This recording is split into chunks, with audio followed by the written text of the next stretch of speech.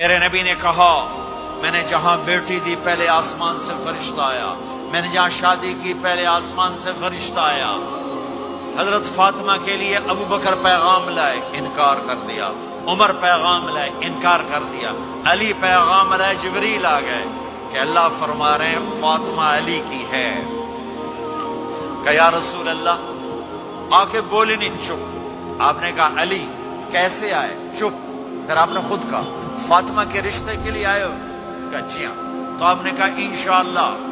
جبریل کے آنے کے بعد بھی کہا انشاءاللہ، یہ نہیں کہا بس ٹھیک ہے ہو گیا ڈن، کہیں آگے یا ڈن، نہیں نہیں نہیں نہیں۔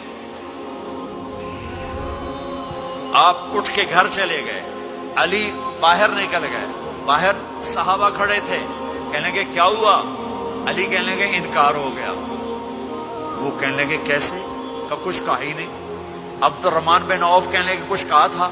کہ انشاءاللہ کہا تھا۔ کہ بس پھر ہو گیا ہو گیا۔ یہ انشاءاللہ کیوں کہا؟ ہاں کیوں نہیں کی؟ اب گھر گئے، کس کو بلا رہے ہیں؟ فاطمہ۔ کون؟ جنت کی عورتوں کی سردار، حسن حسین کی ماں۔ جنت میں نور کی چمک اٹھے گی، جنتی پوچھیں گے یہ نور کیسا ہے؟ کہا جائے گا اوپر کی جنت میں علی و فاطمہ مسکرائے ہیں، ان کے داندوں کے نور سے جنت جگمگائی ہے۔ آپ نے کہا بیٹی فاطمہ، علی کا رشتہ آیا ہے، ہاں کر دوں؟ اللہ اکبر اللہ اکبر۔ کیا فاطمہ نے انکار کرنا تھا؟ کیا فاطمہ نے انکار کرنا تھا؟ بیٹی علی کا رشتہ آیا ہے، ہاں کر دوں؟ بیٹی فاطمہ ہو، رشتہ علی کا آیا ہو، اوپر سے جبریل آ چکا ہو، باپ محمد مصطفیٰ صلی اللہ علیہ وسلم ہو، اور پھر وہ جا کے پوچھیں ہاں کر دوں؟ میرے بھائیو، مجھے نہیں پتا یہاں معاشرت کتنی کو بدلی ہے، لیکن ہمارے ہاں بیٹیوں سے نہیں پوچھا جاتا، اور دیہاتوں میں بچوں سے بھی نہیں پوچھا جاتا۔ بات تیرا کر دیتا ہے، ہن بھاویں تو مان یا نہ مان۔